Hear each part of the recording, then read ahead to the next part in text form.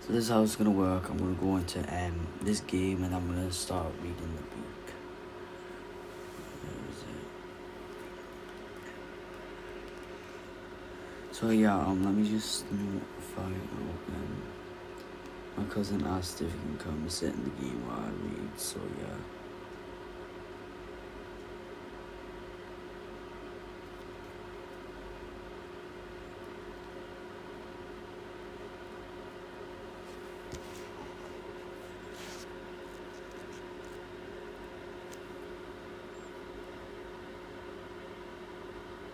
Give me a second, guys.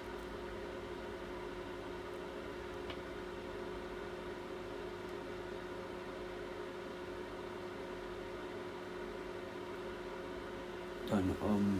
Right. Yes, Kai. Let me just call my cousin real quick. Oh wait, no one even says he wants to be notified, but I think he's busy doing the protests in Brookhaven. I'm live right now in the book in 10 minutes. Right, we're starting the book in 10 minutes. Yo, why did I... Oh, wait, cause, he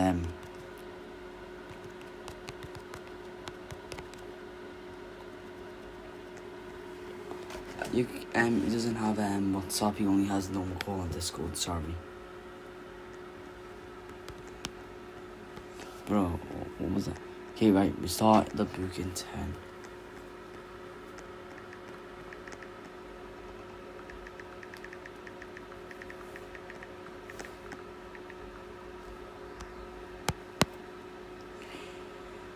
What is bro doing? Right.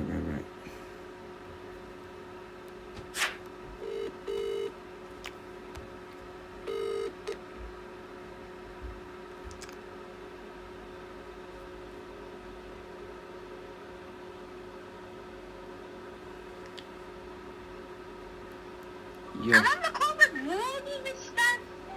Well, you said you wanted me to call you whenever I go live. Are you live right now? Yeah, you said you wanted me to call you. I didn't know you were live. I was in the game. I said it in chat. Oh, well, I wasn't reading my chat.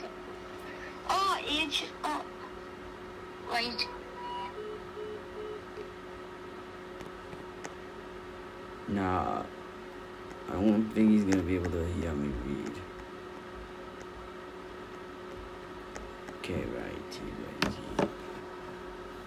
Okay, 10 minutes we will start. I'm gonna have to spam no name.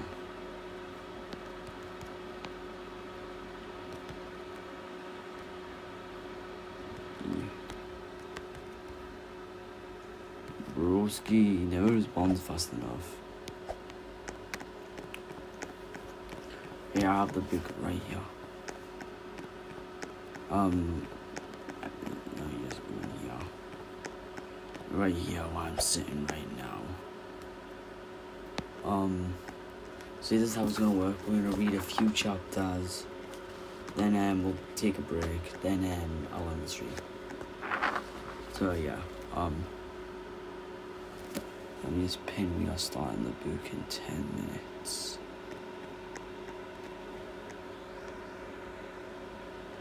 Oh, he said call me.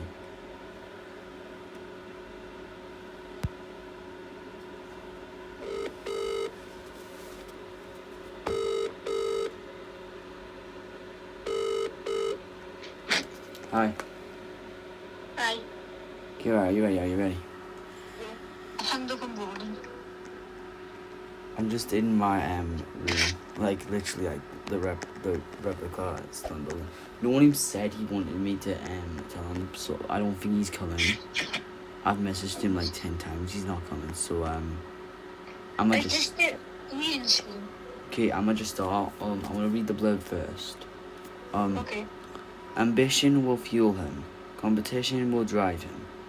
But power has its price. Damn. Coriolanus Snow has one shot at glory as a mentor in the 10th annual Hunger Games. He plans to outcharm, outwit, and outman, I don't know what that says, his fellow students to mentor the winning tribute. The odds are against him. He has been given the female tribute from District 12, the lowest of the low. Their fates are now intertwined. Every choice Coriolanus makes could lead to favor or failure, triumphant or ruin inside the arena. It will be a fight to the death outside the arena. Coriolanus will do anything it takes to survive. Damn.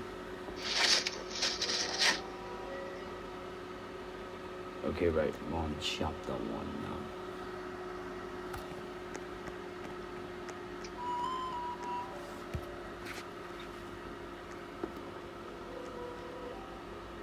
I need to find the chapter.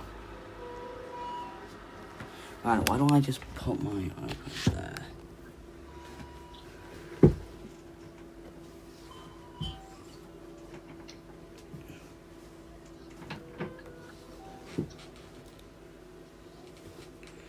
Okay, right.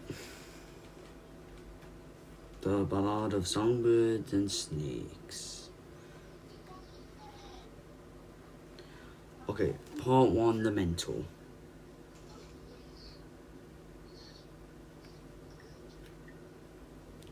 Chapter 1.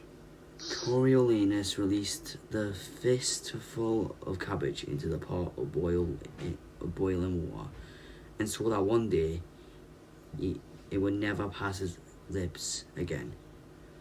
But this was not that day. He needed to eat a large bowl of the anemic stuff and drink every drop of broth to prevent his stomach from growling during the reaping ceremony.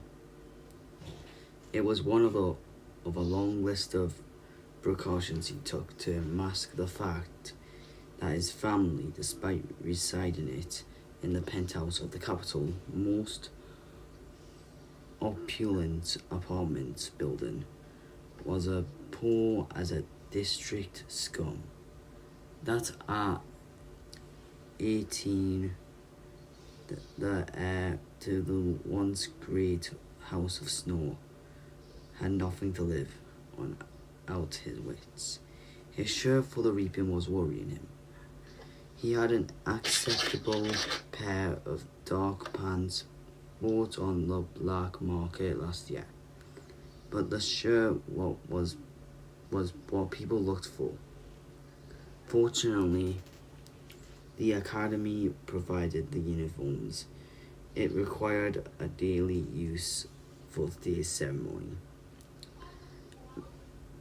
However, students were instructed to be dressed fashionably, but with the solemnity the occasion dictated, Tigerus hadn't said to trust her, and he did.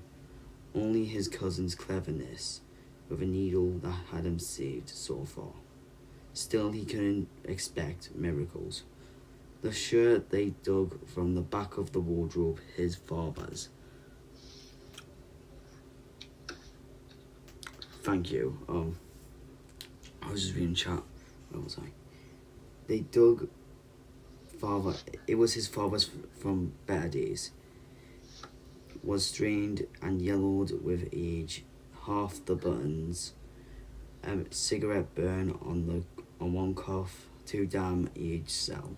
In even the worst of times, this was to be his reaping shirt. This morning he had gone to her room at daybreak, only to find his cousin and the shirt missing. Not a good sign. Had Tigerus given up the only thing and braved the black? Market in some last-ditch effort to find him proper clothing, and what on earth would she poses? Worth trading for it? Only one thing, herself, and the house of Snow had not yet fallen. that far. Or was it full now as he salted the cabbage? He thought of people putting a price on her with her long pointed nose and skinny body. Tigress was no great beauty, but she was fine take, but she had a sweetness, a vulnerability that invited abuse. She would find take as if she had a mind. The idea made him feel sick and helpless and what does that say? And bruh, I'm about to read them. Disgusted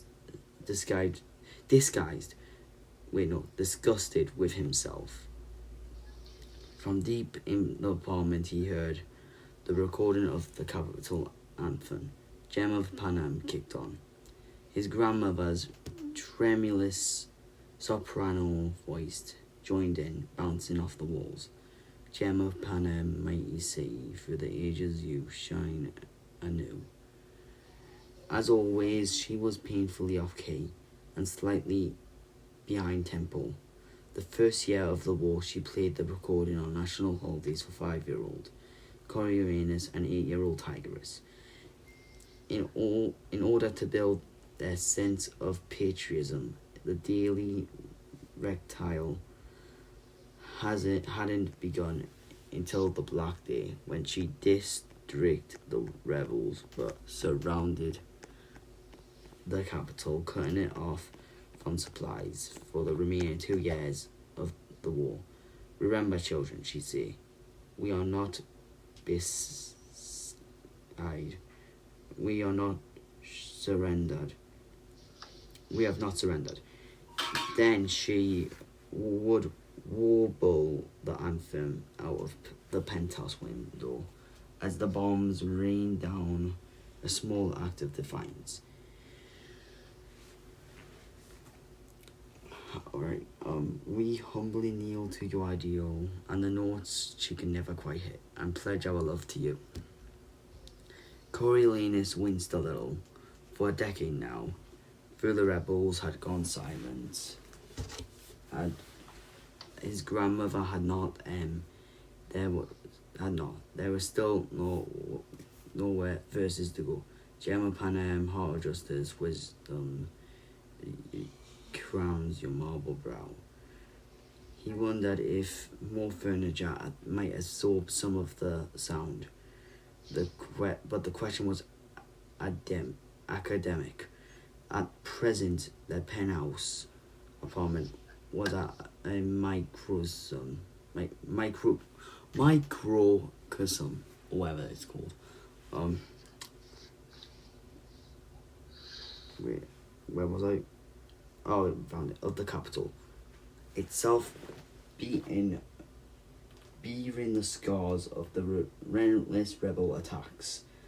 The 20-foot high walls were veined with cracks. The molded ceiling was dotted with holes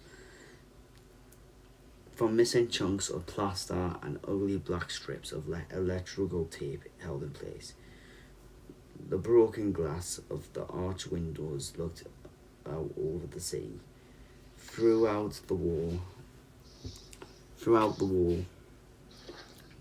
and the decade that had followed, the family had been forced to sell or trade many of its possessions, so that some rooms were entirely empty and closed off, and others sparsely furnished at best. Even worse, during the bitter cold of the siege's final winter, several elegant carved wooden pieces and innumerable volumes of books had been sacrificed to the fireplace to keep the family from freezing to death. Watching the bright pages of his picture books, the very ones he'd poured out over with his mother, reduced to ashes, had never failed to bring him to tears. But better off sad than dead. Having been in his friend's apartments, Coriolanus that most families had begun to repair their homes. But the snores.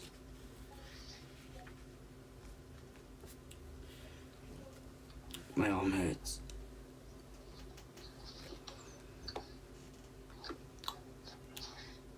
Could not even afford a few yards of linen for a new shirt. He fought his classmates, riffling through their clothes or slipping into their newly tailored, riffling through their closets or slips. He pinged into their newly tailored suits, and wondered just how long could keep up appearances. You give us light every night till we make our wow. If Tiger's revamped shirt was unwearable, what was he to do? The fake, the flu, the colon sick, spineless soldier threw in his uniform shirt. Disrespectful squeeze into the red button that he had outgrown 2 years ago. Poor acceptable option. None of the above. Perhaps Tigress had gone to ask him. From her employee Fabrica at a reasonable rate, or leathers, plastics or plush, she could find a way to incorporate it at a reasonable rate. Not much of a student Tigress had foregone university when she'd graduate from the academy to pursue her dream of becoming a designer. She was supposed to be an apprentice, although Fabrica, whatever her name is, used her more as slave labor, requiring her to give food massages, clean clumps of her long magnetic hair from the drains, but Tigress never complained, and would hear so criticism of her boss. So pleased and grateful she was to have a position in fashion. Gemma Panem, seat of power, strength in peacetime. Shield in strife.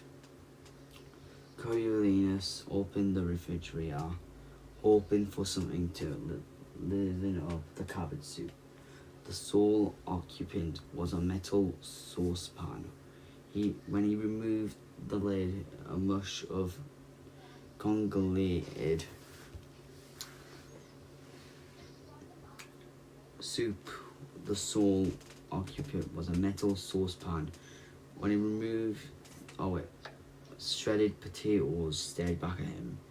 Had his grandmother finally made good her threat of learning to cook? When the stuff was edible, he replaced the lid until he had no more information to work with. What a luxury it would be to toss it into the fresh air without a second. What luxury trash would be. He remembered, or for he did, being very small and watching garbage trucks, or his grandmother said, humming down the streets, emptying the large bags of discarded food and containers. Worn household items. Then came the time when nothing was disposable. No calories unwanted, and no item unable to be traded or burnt for heat, or tucked against the wall for insulation. Everyone had learned to this, despite waste that was creeping back into fashion. Through a sign of prosperity, like a decent shirt, protect our land with armored hands. The shirt, his mind could fixate on a problem like that. Anything really, and not let go.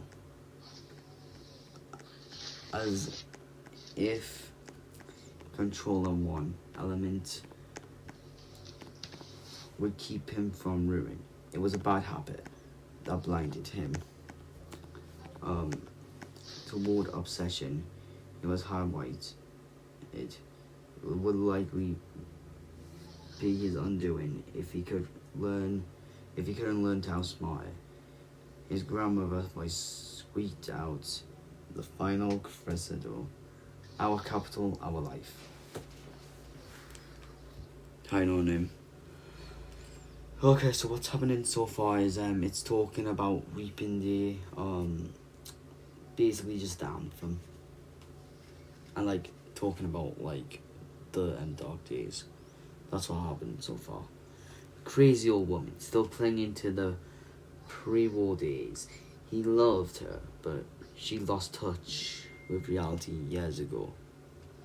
1 minute, I need to answer this.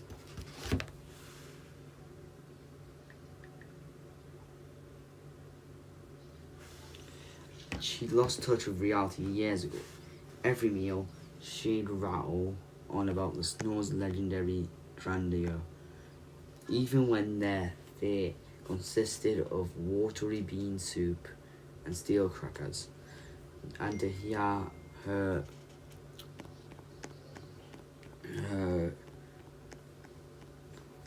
bro, that's what it was. Fate her tell it was given that his future would be glorious when Uranus is president.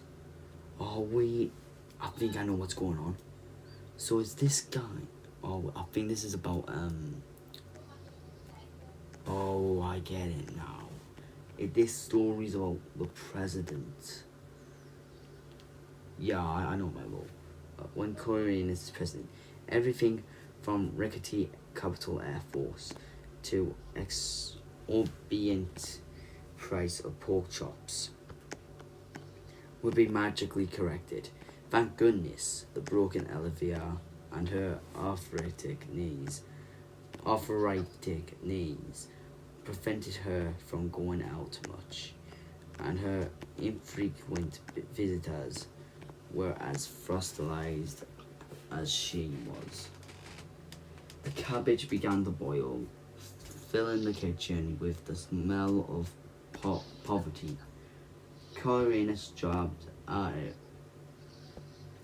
with a wooden spoon, still no tigress. Soon it would be too late to call and make an excuse. Everyone would have assembled at the Academy's Heavensby Hall. There would... What is he doing? Noni, stop. Noni, stop. Oh, I lost track. Oh wait, found it. Heavensby Hall. There would be anger to deal with as disappointment or miscommunication. Professor Satria clicked who had campaigned for him to receive one of the 24 coveted mental ships in the Hunger Games. Besides being Satria's favorite, he was her teaching side and double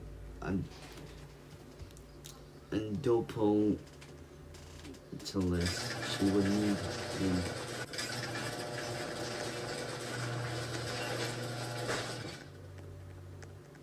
What the F? Guys, I'm reading a story. What's going on? Ah, okay. What's going on in that game? I lost my eyes again. Hunger Games. She could be unpredictable when she'd be drinking, and that was a given on the day of the reaping. Can you see? What? Can when you stay? Yeah. Just like don't like distract me from reading, cause I forget where my finger is easy. Scented at graduation. Wait. when she thought she hit him, if he failed to show, would she allow it to replace him as mentor? And if she did, would that weaken his chance for one of the Academy prizes presented at graduation? Without such a prize, he had no way to afford it, to go to university, which meant no career, which meant no future, which meant not for him. And who knew what could happen to the family? And the front door walked, complaining, scraped Corio. Tigress cried out, and he slammed the phone down. The nickname she'd given him when he was a newborn and had stuck, he flew out of the kitchen, almost knocking her over. But she was excited to approach him. I did it. Well, I did something. Her feet did a rapid little run in the place that she held up a hanger draped in an old dress bag and stripped it from the shirt. It was gorgeous. No, even better what it was, the classy, the thick lining, the original white, or no, the yellow of age, but a delicious cream. The cuffs, the collar had been replaced with black velvet,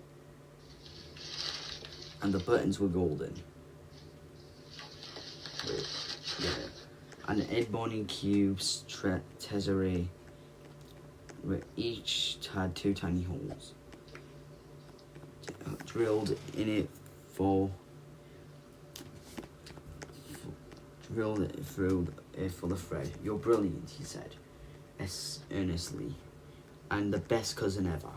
Careful to hold the shirt out of harm's way, he hugged her, free in his arm. Snow lands on top. Tigress crowd. It was the scene gotten them through the wall, when it was a consistent struggle to be ground into the earth. "Tell me everything," he said. "No one she would want to. She loves talking about clothes." Tigress threw her hands and gave her breathe. So began. She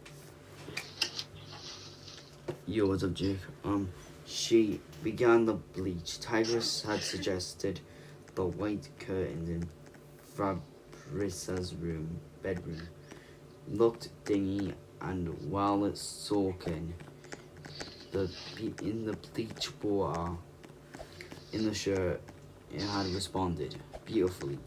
No amount of soaking. What are they all doing? I'm just gonna move my finger over here. Stop, guys. What's going on? I'm trying to get it under control. Yeah. Damn, that's insane. Can you read the live chat for me whenever they're seeing stuff?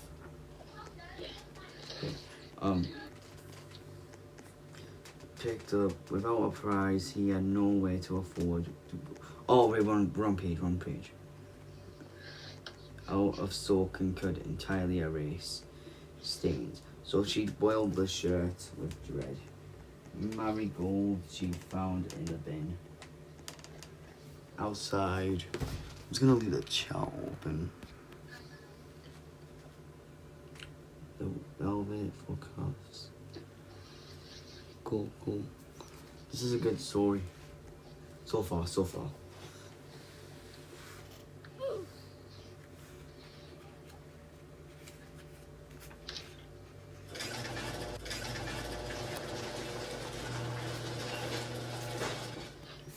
Now meaningless plague of their grandfathers, the tesserae she had pride and insight.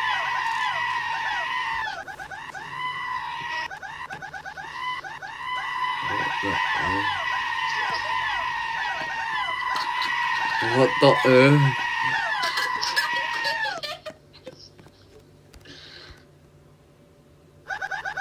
Guys, I'm trying to read.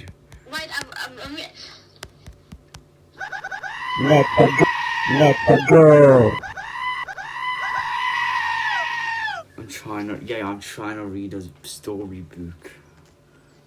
We have like 100, we have like 500, 400 pages left. Let the go. What the heck? No, so no one can mess with me. I'm just gonna sit down here. Let the go.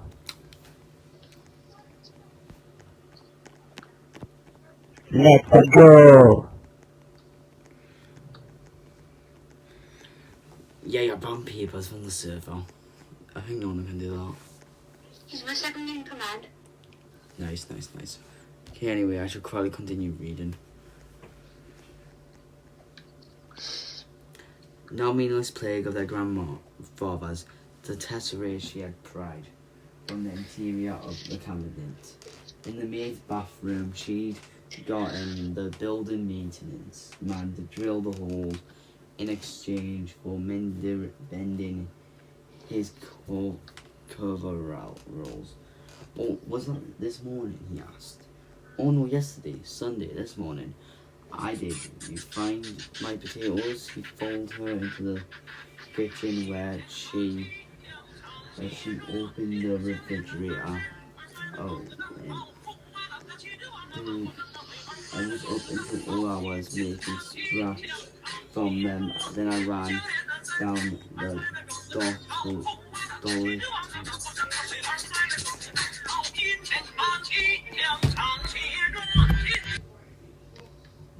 Bro, what's going on? Bro, what's going on?